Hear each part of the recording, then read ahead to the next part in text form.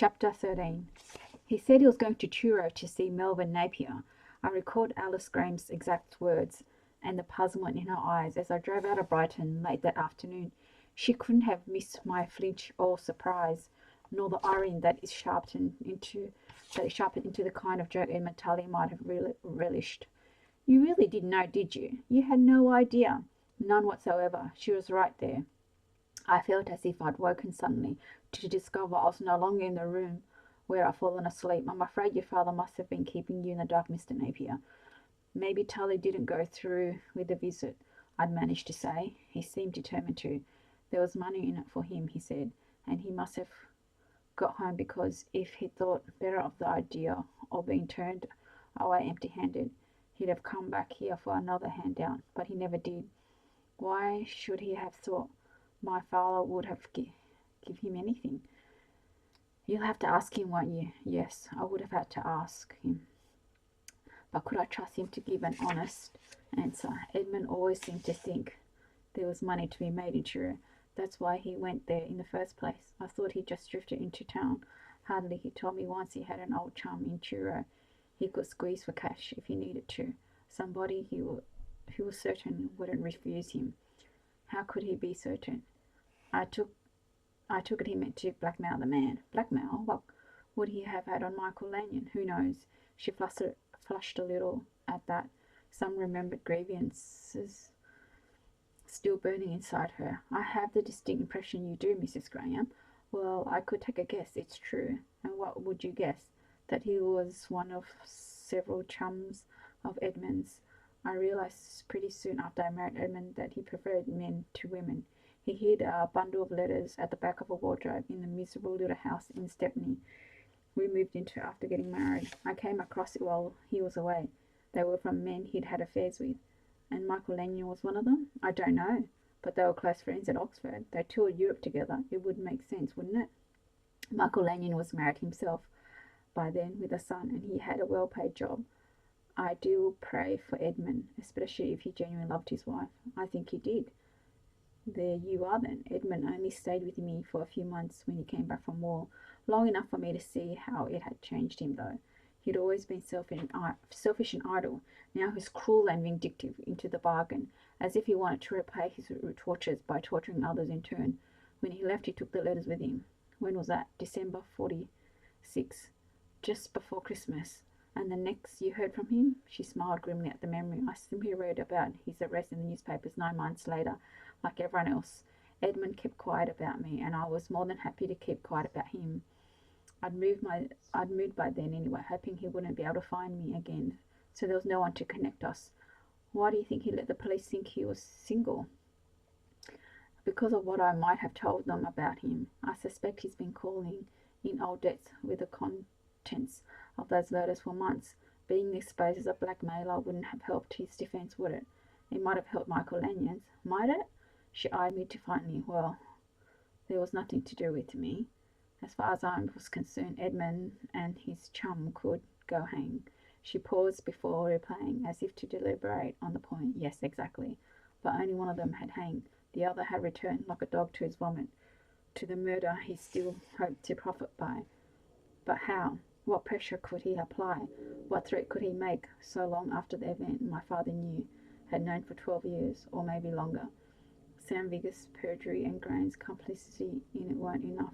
There had to be something Tully could prove beyond doubt that would hurt the family badly. Nothing less would work, and evidently it had worked well enough to set up Tully somewhere beyond the reach of the law, able to afford the relative luxury of leaving his wife in peace. I telephoned my parents as soon as I reached home, intended to tell them I'd be down the following day on urgent business, though without giving them any inkling of just what that business might be.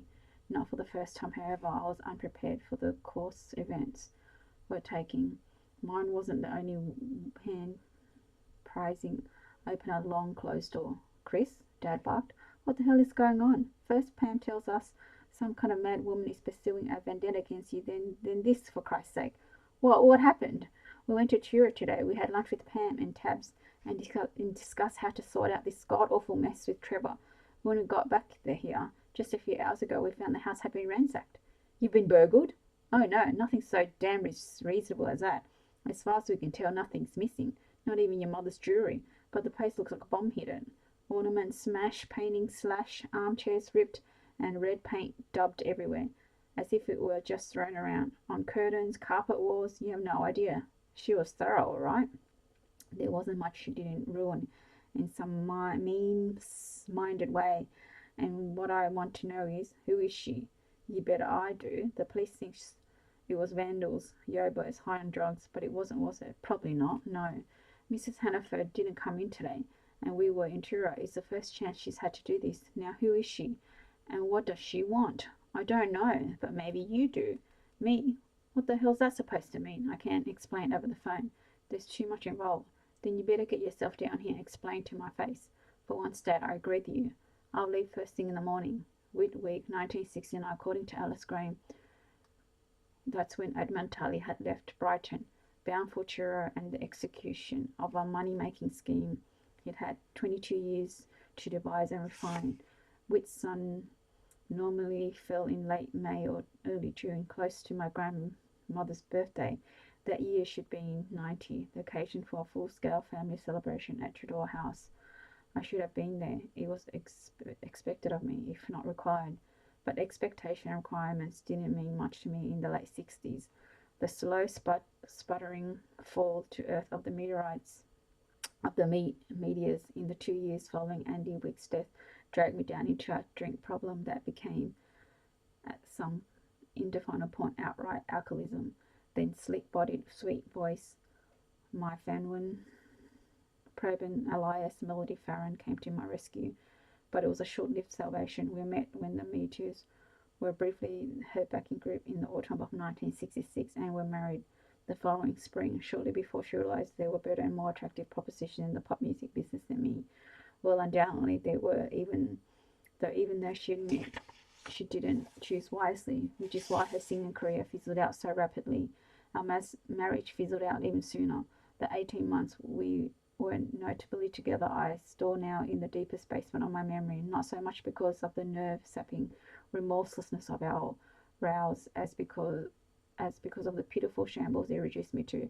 During the winter of 68, I was living in Bedsit near Archway Tube Station, deluding myself thanks to a bottle of vodka a day that I wasn't so far gone that I could reclaim a normal and respectable existence any time I choose. I'd lost a wife, at least 2 careers, and it was easy enough to make the choice between caring and drinking. Occasional telephone calls to my mother and sister kept up a front for the benefit of my family. I was too ashamed to admit to them how low I'd sunk, and too proud to ask for help. Whether they believed my claim to be spending Christmas at Johnny Newman's villa at the Costa del Sol. He didn't have one, and wouldn't have invited me there if he had. I wasn't sure, but even in my idle state, I knew that Grand's 90th birthday on the last day of May 1969 was a family gathering I couldn't dodge. I actually meant to go.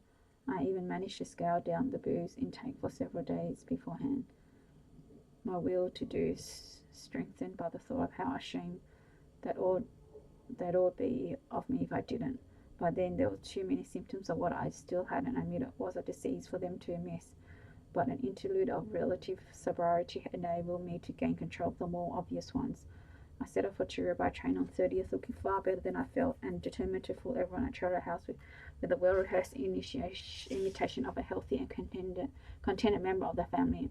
Around the same time, Edmund Tully headed for Truro as well. My resolution failed me before I was halfway there, but Tully didn't turn back already. I felt certain of that. My mother was directing clean-up operations at Glenmartha. When I arrived on Wednesday afternoon, Mrs. Hannaford had drafted in her daughter to assist, and they told me the place already looked a lot better than it had, with many of the smashed items disposed of or bundled up for repair.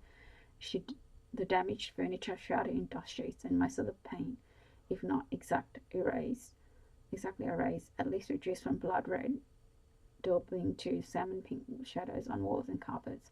The house smelled of shampoo and polish and disinfected, but it also had the hollow, scoured feel of somehow that was no longer home. My father had spent the morning on the golf course.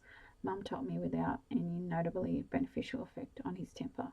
He was still in a black mood, holding me partly responsible for what had happened. I found him in his study, deep in a desk load of paperwork. I'm checking to see if any of my family and offshore records have been disturbed, he explained. Seeing me raise an eyebrow at the stacks of bank statements, share certificates, and accountants' letters, it occurred to me the vandalism could have been a cover for finding out how much we're worth. I don't think so, Dad. Then what do you think? I think it was done to hurt you, simple as that. Pam's marriage, my business, your home, all natural targets in the way. Things we valued and things Pauline Lucas had the ability to harm. So now you're here. Are you going to tell me who she is? I don't know, but on the phone you said that you might. Yes, I think it's more than possible. His lips quivered, but he held us near at bay. This had better be good, boy, he said with a shake of his head. He'd given me so many times before, in which carefully judged measures of disappointment and disapproval were mixed with a dash of contempt. It's something to do with Edmund Tully. Tully, I know from his wife that he came to see you shortly after he was released from prison 12 years ago. What? You can't have forgotten his visit. Forgotten? He jumped up from his chair and rounded the desk to confront me. What the bloody hell are you talking about? I saw Tully in court 34 years ago, and that's it. I've never spoken to him in my life. He travelled to Truro in the spring of '69. He told his wife he had business with you. He had no business with me, and so far as I recall, he had no wife. Have you taken leave of your senses? No, Dad, I'm just beginning to use them. Think back to Grant's 19th birthday in May '69. That's about when Tully would have called. Tully, Tully, Tully. Will you stop babbling that name at me? I'm surprised you want to dredge up memories of your grandmother's 90th in view of how you celebrated. Drunk in a ditch, wasn't it? Not exactly. It might as well have been. What have you ever contributed to this family, Chris? Tell me that. What precisely have you ever done that entitles you to start cross-questioning me? I wouldn't call that cross-questioning. Then what would you call it? I'll call it a search for the truth. The truth? My God, he gestured towards the papers behind him. That's the truth, boy. There's the reality of what I've done for you. Shrewd, hard-headed financial management. One day you'll benefit from that. One day you'll be rich, not because of your own efforts, which God knows have been feeble enough, but because of mine, my bloody efforts. So don't preach to me. What's the matter? I asked smiling. Why are you so angry? I have every right to be angry. Have you seen the state of this house? Yes, and I've seen the state of my workshop as well. It's a good deal worse, but I haven't blamed you for that, have I? Not yet. What's that supposed to mean? It means I'm still waiting for an answer. Why did Tully come to see you? You've had your answer. He didn't. I don't believe you. What? If he'd been 20 years younger or even 10, I think he'd have hit me then. Calmly and deliberately, I'd laid it on the line. He was lying, and I wasn't prepared to let him run his way out of it. He was lying, and we both know it. And we both knew it. Tully was blackmailed Michael Lanyon with some letters proving they'd once been lovers. That's why Michael paid him £500, and why he couldn't explain his reason for doing so. Rubbish. It was proved at the trial. Sam Biggers lied. Oh, he lied, did he? And the evidence was planted and the police was corrupt. Is that your brilliant new theory? No. Then tell me, Chris, why would Sam Biggers have lied on oath? Because Grant forced him to. Grant? He glared at me, and in his face I read the hint of artifice I'd been looking for. He was angry, all right, but not as angry as he was trying to appear. Something was hiding beneath the excess, and I was close to finding out what. Biggers told me all about it. You've spoken to him? Yes, last week. Your mother put you up to this, didn't she? She told me Biggers had been phoning you. Yes, but it was my idea to go and hear what he had to say. He couldn't understand why you hadn't responded to his calls. Why should I want to speak to the old fool? No reason at all, I suppose, if you already knew what he was going to say. All I know is that he's not worth listening to. You mean now or 34 years ago? I mean any time. If he perjured himself at the trial, that's his affair. It's nothing to do with me. But it is. It's to do with all of us. Gran put Biggers up to it so she could be sure of inheriting Uncle Joshua's money. But she miscalculated. She assumed Michael really had paid Tully to commit the murder, but I don't think he had. And who better to know that for a fact than Tully himself, if I'm right? Yes, what if you are right? Then no wonder he headed for Truro after his release. He knew Biggers was a perjurer. But he didn't come to see Biggers, did he? He came to see you. He did not. He must have done. And you must have paid him to shut up, otherwise he would have gone to Vegas. You're talking absolute bloody nonsense. How much did you pay him? And what for exactly? He had no way of knowing it was Grant who twisted the evidence. It was simply his words against Vickers. And who'd have taken the word of a convicted murderer, or cared anyway? Nobody would have. I stopped and stared into my father's weary eyes. Suddenly I understood, and in the instant I could only wonder at why I'd not done so sooner. But the Lanyards would have cared, wouldn't they? That's what he threatened to do. Tell them the truth, that Michael had played no part in the murder, that the only thing he was guilty of was a homosexual past. Proof wasn't the issue. He knew you'd paid up rather than risk having the Lanyards try to reopen the case. They couldn't have succeeded, but they might have caused us a lot of embarrassment. You're in embarrassment, Chris. You and this half-baked crusade. What's it for, to ease your conscience with Nicky? Yes, and why not? My conscience isn't clear. I'm not pretending it is. Well, mine is, and I'm still waiting to be told. Who broke into this house yesterday and did their best to wreck it? Who and why? I'm waiting too. The only way to answer your question is to answer mine. Find Tully, and I reckon you find Pauline Lucas. So did you pay him to leave the country? Was that the deal? It would explain why. That's enough. He slammed the flat of his hand down onto the desk, then seemed to lean against it for support, his age showing in the flagging of his energy and the hoarsing of his voice. I'm not going to stand for any more of this. You're my son. The least I'm entitled to demand of you is that you accept my word. I've never spoken to Edmund Tully, and I've never paid him a penny. Do you understand? No, I don't. You're not telling me the truth. If that's what you think, then get out.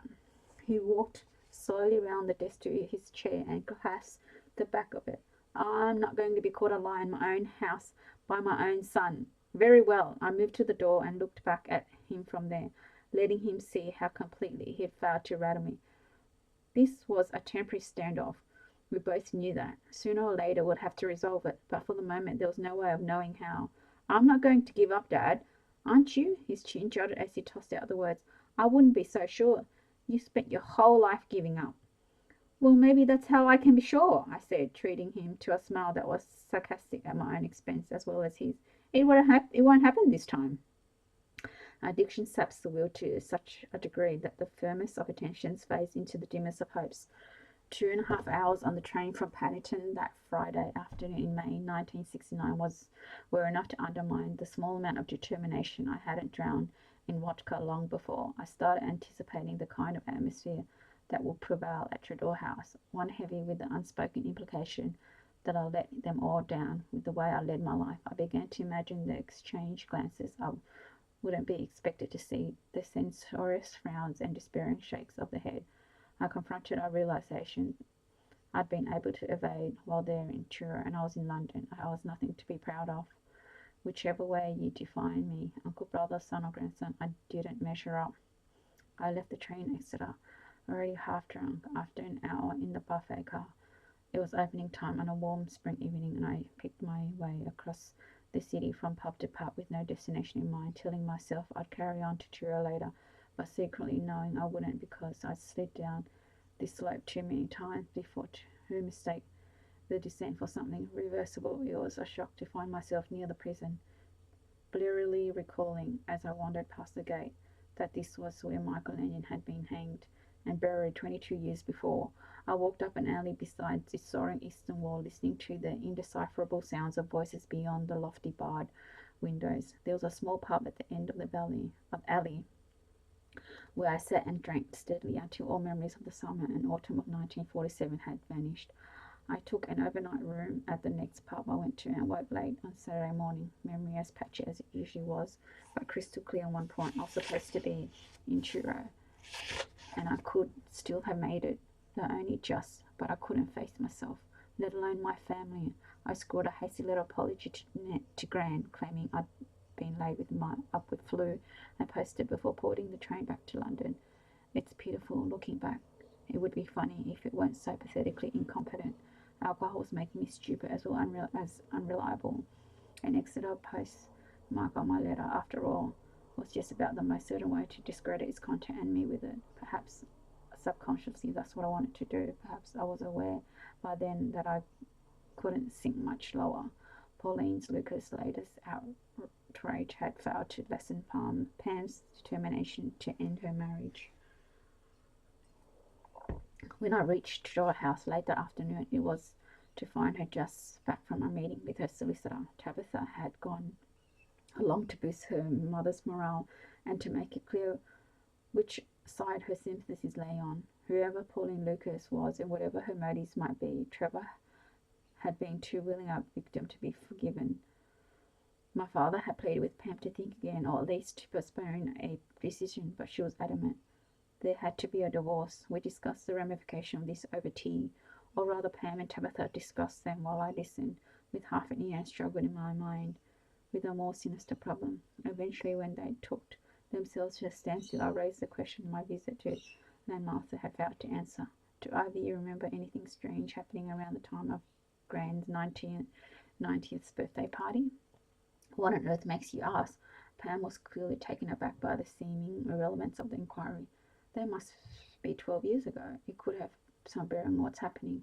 I think Edmund Tardy came back to Truro after his release from prison on May of 69. Well, I certainly saw nothing of him, and I wouldn't have recognised him if I had, said Tabitha. He'd only have been a name to me. As for Gran's 90th, said Pam, well, Chris, what I most remember that for is somebody who didn't come back to Truro. A place was kept for you at the birthday lunch, you know, right up to the last moment. Gran seemed to think you might arrive. We all hoped you would, Dad especially. I'm not sure you'd ever live that down with him, nor ever will, I smiled grimly. But forget about my blotted copybook. I only mentioned the birthday to help you tie down any unexplained incidents. Like what? I don't know. If not Talia turning up here in broad daylight, then a weird phone call or a shrug, just something out of the ordinary. Nothing stuck in my mind, said Pam. And Tabs would have been away at school until the day of the party, so she... No, I wasn't, Tabitha intervened. Great-grandma's birthday was at the end of my half-term holiday. I was home all that week. Were you, darling? Yes, don't you remember? On the Friday, you took me to Gymkhana at Wadebridge. Flossie and I won a prize. Flossie is one of the ponies Tabitha had ridden in her horse-crazy teens. His stable had been incorporated into the annex for the private flat when Trudor House had been converted into a hotel. You can't have forgotten it was our one and only first prize. She laughed. I still have the rosette. Yes, of course. Pam smiled at the memory. We were so proud of you. But she couldn't help adding, well, I was. Come on, Mum. Dad was proud of me too. Was he? Pam seemed inclined to disagree. As I recall, you were very upset that night because he took so little interest in your victory. Yes, but that was unusual. Normally he'd have... Tabitha broke off and looked across at me. You were asking if anything out of the ordinary happened, Chris. Well, I suppose this was, in its way, what happened. As soon as we got back from Wadebridge, I went to find Dad, so I could show him the rosette. He was with Grandpa in his study. They were well. It's funny, now I look back, I couldn't seem to get their attention. They were arguing. What about? I don't know. I wasn't interested. I just wanted to tell them how well Flossie had jumped. But they hardly seemed to notice I was there. That poor girl came to me in tears. She wanted to impress her father with what she'd achieved, but he couldn't spare her even a few minutes of his valuable time. Nor could her grandfather, I pointed out. Why, I wonder. It'll have been about business. Pam replied with a dismissive toss of the head. When was it? They probably... She stopped and snapped her finger. It's all coming back to me now. Yes, what a night. Tab's upset. Final arrangement for the party to be made, and then Trevor announced he and Dad have to go out to dinner with a supply in Plymouth. He was only in the country for a few days apparently and had to be buttered up, so off they went, leaving me to drive back and forth to the station every time a train from London was due, just in case you were in on it. Perhaps that's what they were arguing about then, I suggest. Whether they really had to. Oh, Trevor wouldn't have minded. Anything to get out of helping me would have suited him. Besides, where business was concerned, he never said no to Dad. That's true, Tabitha contributed, but that's what's so odd about it. Grandpa had asked him to do something, I don't know what, and he didn't want to. I mean, he was objecting strongly. They were really at loggerheads. I've never seen them like that before, and you have no idea what they were at loggerheads about. None at all, Tabitha frowned. But it must have been important. She looked at Pam, then back at me. mustn't it? Thank you. Thank you for listening.